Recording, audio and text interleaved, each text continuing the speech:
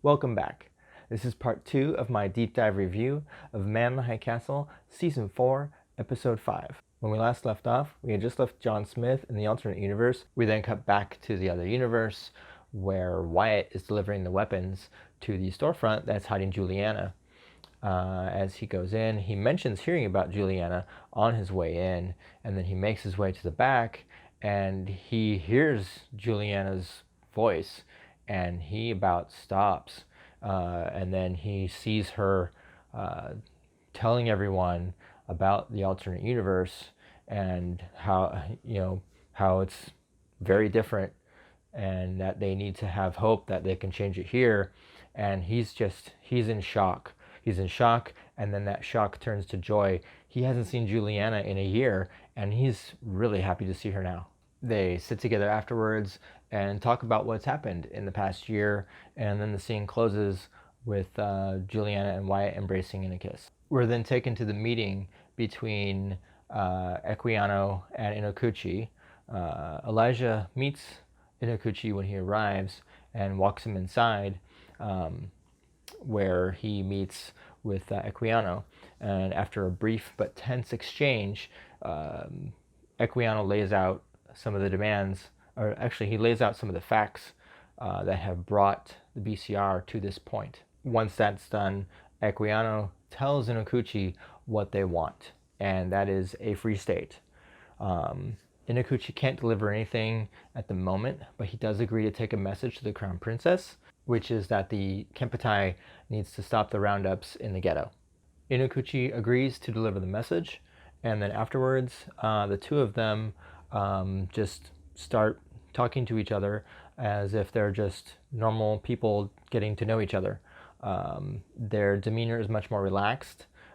If this were any other situation, they would just be two men talking about the different directions that their lives took. After the meeting, Belle and Elijah meet up with Equiano to find out how the meeting went. Equiano is telling them, and he gets shot in the head by a sniper. Inokuchi's men also get killed. Belle and Elijah are the only two that manage to escape. Kido then arrests Inokuchi on the charge of high treason. Kido then appears before Yomori to report on the situation, lets him know that Equiano is dead and that Inokuchi will appear before a court-martial in Tokyo.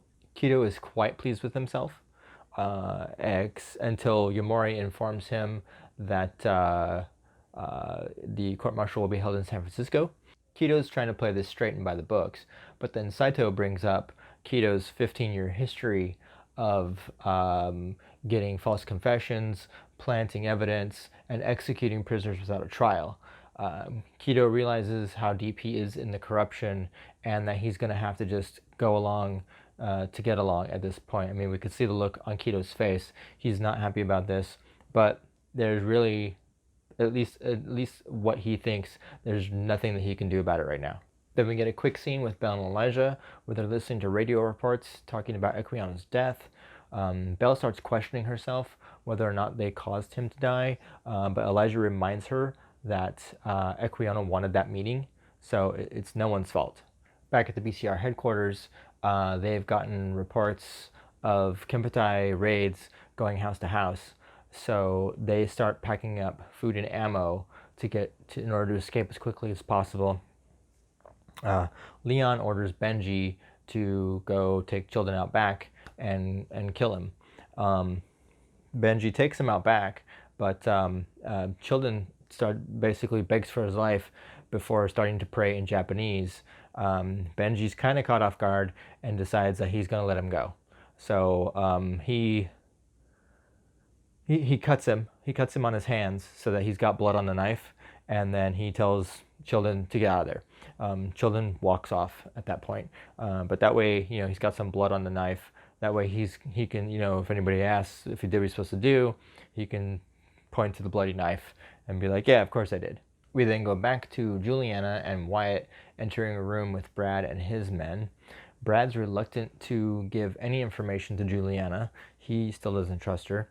Wyatt basically informs him that if he wants the weapons, that he's going to have to tell Julianna the information because he trusts Wyatt. He trusts her, so that's just gonna have to be good enough. Brad, I think, reluctantly agrees, and the topic, the strategy turns towards the discussion turns towards Helen, and Julianna. They basically bring up the fact that Helen has only recently come back from the neutral zone to the American Reich territory, and Julianna mentions that if that's the case, it's possible that their marriage is fractured, and they need to take advantage of that situation if they can. Because what they're trying to do is they're trying to get to John Smith, and if the marriage is fractured, they might be able to use Helen to get to John.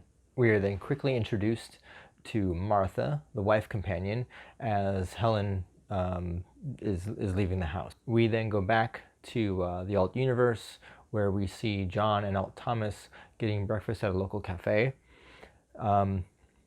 Thomas is confused as to why his dad was having to sing songs at church out of the hymnal, because he's supposed to have all those songs memorized. John chalks it up to old age. Thomas then brings up the reason for going to the cafe for breakfast, and that is his plans to join the Marines. John needs to be reminded of what his beliefs were on this, because it's not Thomas's John. So he does. He reminds him, and John then gets emotional and tells him that he's against it because he doesn't want to lose Thomas again. He's lost him once, and he doesn't want to do it again. Their conversation is broken when a black couple comes in to have breakfast.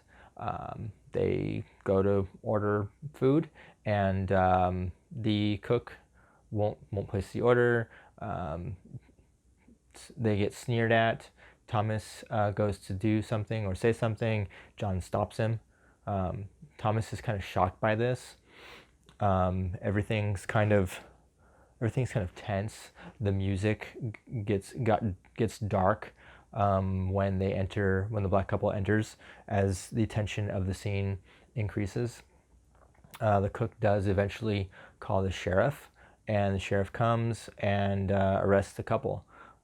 Now Thomas then points out, why didn't you do something? Why didn't you say something? That's so unlike you. John's been living in a Nazi regime for so long that he doesn't see why Thomas would want to defend this system. Thomas even mentions that there was a law passed that they have the right to come in and eat food, and John just continues on about how this is you want to die for this. You want paintings and murals and all kinds of things, because that's the stuff that went up in John's universe after Thomas turned himself in and basically sacrificed himself for the Nazi cause. His Thomas was flawed, and after that happened, movies were made, murals went up, paintings, all these things celebrating Thomas for his strength towards the Nazi cause of having the perfect society.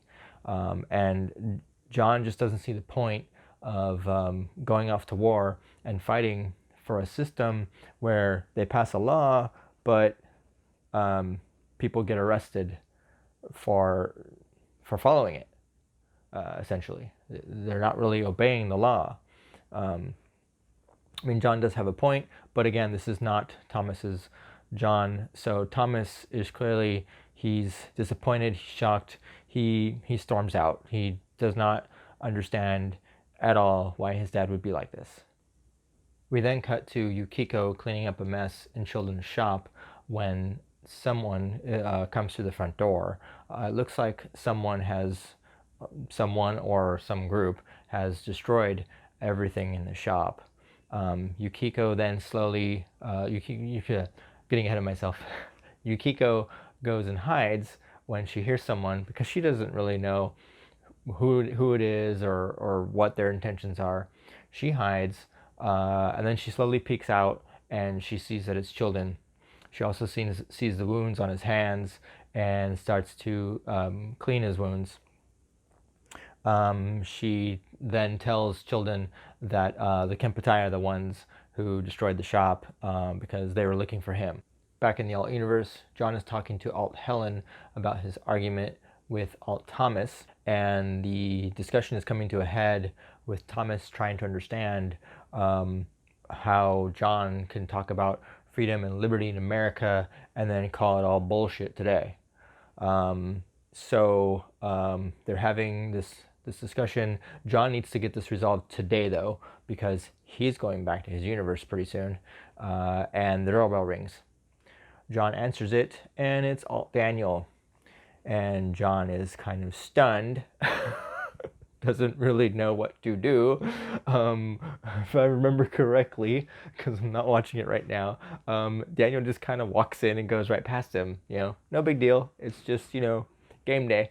Now, John doesn't know what to do at this point. He was not expecting Daniel to show up, Alt Daniel. So he doesn't even really talk that much during the game.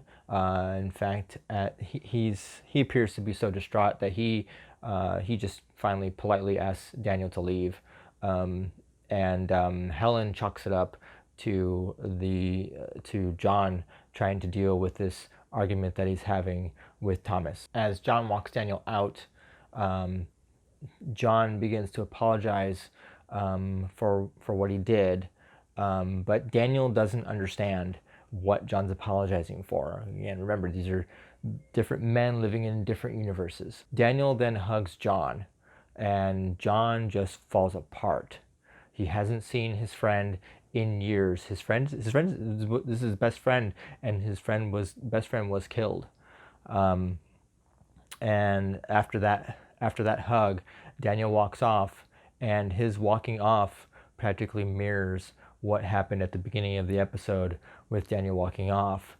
The difference, obviously, now is that Daniel's walking off in a free country versus walking off in the American Reich. We're then given a flashback of John making the decision to not unlock that truck, and he's still having to deal with the pain of that memory after seeing Daniel again. That memory has been resurrected, and he's having to deal with it. This episode was really difficult for me to do, mostly because of the opening sequence. I could not have done what John did. I could not have chosen that path. I would have most likely chosen to run with Daniel. If we treat John and Alt John as the same, then we see that when John's given a real choice, he will always choose to do the right thing. But when he's given the choice to join us or die, he's going to choose to join them, whether he believes it's the right thing to do or not. So when John chose to join the Nazis, he likely didn't believe he'd ever have to implement any of their policies. It's only when it turned out that Thomas had an incurable disease that the Nazi policies started to affect his life. Kido's path seems to be set in stone in this episode. We're given indications that he does not like the path that he's being forced to take, but we're not really given any indications that he's going to change that path. As far as the BCR is concerned, they're on the run, and Julianna and Wyatt are working out how to bring down the Nazis at this point. Thanks for watching. I know these last few deep dives have been a little long, and in future episodes we'll get back to just providing some points about each episode instead of walking through the entire episode scene by scene or point by point. But if you like this video, make sure you hit that like button, and if you haven't subscribed yet, make sure you hit that subscribe button, and we'll see you in the next one.